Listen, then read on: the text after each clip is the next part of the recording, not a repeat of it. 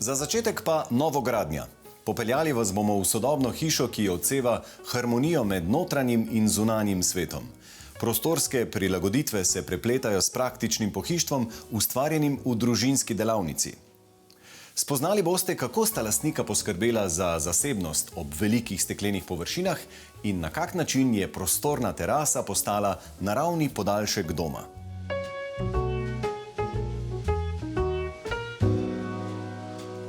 Smo na Ptuju, v hiši ob strmi brežini, ki mlado družino spodbuja k dinamičnemu bivanju.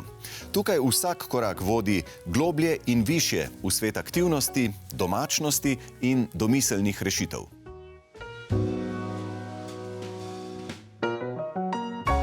Mojca in Martin, kakšna je bila vajina pot do tele vajne super očarljive in prijetne hiške? Ja, nekako se zdi, da naj je ta hiša izbrala. Namreč, ko sva se pred leti preselila na Ptuj, sva si najprej uredila stanovanje pri mojih starših, potem pa sva šla kar hitro k agentki, ker sva si želela ostati v tem delu mesta. In prva hiša, ki nam jo je ponudila, je bila ravno ta. Vendar nama tisti trenutek še ni bila zanimiva, ker pa se je gradnja za 3 leta zamaknila, se je potem spet nekako kot pojavila na najinem zemljevidu. Namreč ta gospod, ki je gradil celotno naselje, je prišel k nam v podjetje, kjer je naročil okna in vrata in je omenil, ena hiša je še prosta. In sva rekla, res bi bilo zanimivo videti, katera, in ko je pokazal, da je to točno ta, sva rekla, očitno nama je usvojena. Koliko sta pa imela potem sploh manevrskega prostora, da sta lahko arhitekturo hiše prilagajala svojim potrebam? Do katere faze je bila narejena? Ja, tukaj sem imela še kar srečo, ker je bila hiša zgrajena, v bistvu je bila zgrajena samo temeljna plošča in garaža, tako da sva lahko kar precej po svoje prilagajala. No. Zunanje gabarite sva v bistvu obdržala, prvotne, noter sva pa naredila kar precej sprememb. Recimo tukaj, kjer je kuhna, je bila predvidena soba za goste, midva sta si pa želela čim večji v ta dnevno bivalni prostor. No. Zgoraj recimo sta bile predvidene 2 velike otroške sobe, mi smo jih prilagodili, da sta 2 plus še igralnica, ki se lahko eventualno spremeni v 3. otroško sobo. Pa mogoče par sten smo zbrisali, pa jih nadomestili s predelnimi stenami, z omaram in podobne stvari. Zanimivo sta pa našla verjetno eno izmed redkih brežin ravno na Dravskem polju, ki je večinoma več ali manj naravno, ne? Ja, očitno je moja gorenjska kriza zahtevala nekaj razgibanega terena okrog sebe. Parcela je sicer velika 600 kvadratnih metrov, ima pa kar 12 metrov višinske razlike, no, se pravi od spodnje do zgornje točke. Tukaj je bil tudi kar velika dilema, kakšna ograja si narediti okrog hiše, da ne bo vsega preveč zapirala oziroma preveč odpirala. No. Tako da na koncu je bila odločitev, ki se je izkazala za zelo dobro, da v sklopu nadstreška vkomponiramo skrin senčila, ki nam omogočajo zasebnost, ki jo rabimo, hkrati pa zelo prostorno odprto deluje vse skupaj. Koliko je velika hiša in koliko časa se je gradila? Hiša je velika 154 kvadratov in od temeljne plošče do vselitve je bilo nekje slabih 2 let smo potrebovali. Potem se je pa ves čas še nekaj dopolnjevali. Sva pa želela, kako bi rekel, tako optimalno kvadraturo hiše, nisva želela prevelike, ker sva oba odraščala v večjih hišah, sva poznala, kaj to pomeni odvečni prostori, no nama pa ta kvadratura kar ustreza.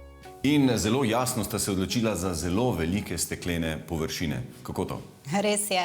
Res sva si želela ohraniti neki ta stik z vrtom, hkrati pa uživati v obilici naravne svetlobe.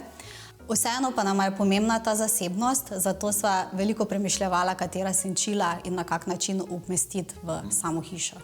Tukaj sva se pa odločila za žaluzije, ker omogočajo točno to, kar sva midva iskala. Se pravi, lahko so spuščene in še zmeraj prepuščajo svetlobo, ampak vse nudijo zasebnost. Ne? Okna lahko rečemo, da so oči hiše, ker nam omogočajo pogled navzven, ampak ne želimo, da je pogled obrnjen tudi v drugo smer, navznoter.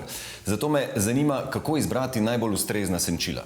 Obstajajo 3 načini, bom rekel, najbolj pogoste so rolete, zunanje žaluzije ali pa modernejša skrin senčila.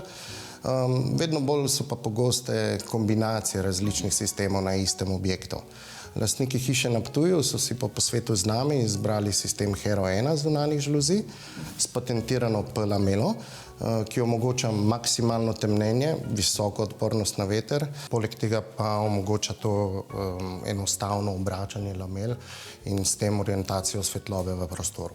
Tukaj imamo tak specifičen primer hiše v naklonu, kjer je bila lepa priložnost za teraso, ampak hkrati so želeli malce zasebnosti na tej terasi. Kako ste potem to rešili? Po postavitvi pergole smo zmontirali zunanji skrin senčilo, ki omogoča poleg zaščite proti vročini in vetru tudi pokritje velikih površin v enem kosu. Tako lahko rečemo, da se lastniki hiše lahko zadržujejo zunaj tudi ob bolj slabem vremenu. Kakšen je potem en tak razpon, ki ga lahko še normalno zasenčimo, pa da bo tudi pri močnejšem vetru obstal? Pri zip screenu je omejitev tam na 6 metrov širine, pa 3 metre višine, oziroma v obratnem, mislim, 3 metre širine, pa 6 metrov višine. Pri zunanjih žaluzijah je pa tam nekje do 4,80 metre širine, pa 5 metrov višine. Za celovit in urejen videz stavbe, opremljene z različnimi senčili, je bilo že v proizvodnji ključno zagotoviti dovršeno barvno skladnost profilov, vodil, omaric in zaključnih letov s pomočjo visokotehnološkega prašnega lakiranja. Lastniki pa so si za popolno udobje izbrali upravljanje senčil z motorjem oziroma s preprostim klikom.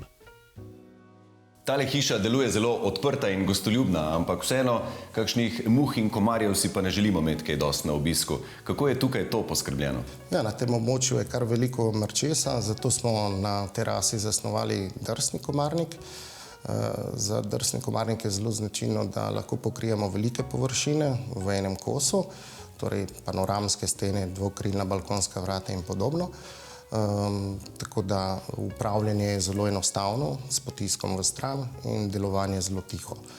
Na samih oknih pa sta si lastnika hiše zamislila fiksne komarnike, fiksno snemljive komarnike. Za njih je značilna taka dolga življenjska doba in praktično se ne morejo uničiti tudi v ekstremnih vremenskih razmerih. Oba in drsne in fiksne komarnike pa smo opremili s Transpatek mrežico, katera je patentirana. In za njo je značilno, da ima 80% odprtost površine napram recimo običajnim mrežicam in hkrati je praktično nevidna. Ob pozornem ogledu doma mlade družine smo nemudoma opazili prefinjene in nadvse praktične opremljevalske rešitve, ki dosledno zaznamujejo vsak prostor, tudi kopalnice. Oba prihajava iz družin, ki imajo mizarstvo, zato sva rekla, da bova za svojo hišo načrtovala opremo sama, brez pomoči notranjega oblikovalca. In tako sva se nekako lotila vsega, od stavbnega pohištva, lesenih oken, lesenih vrat, tudi lesenih zunanjih igral za otroke, kot lesenih fasad, stropa.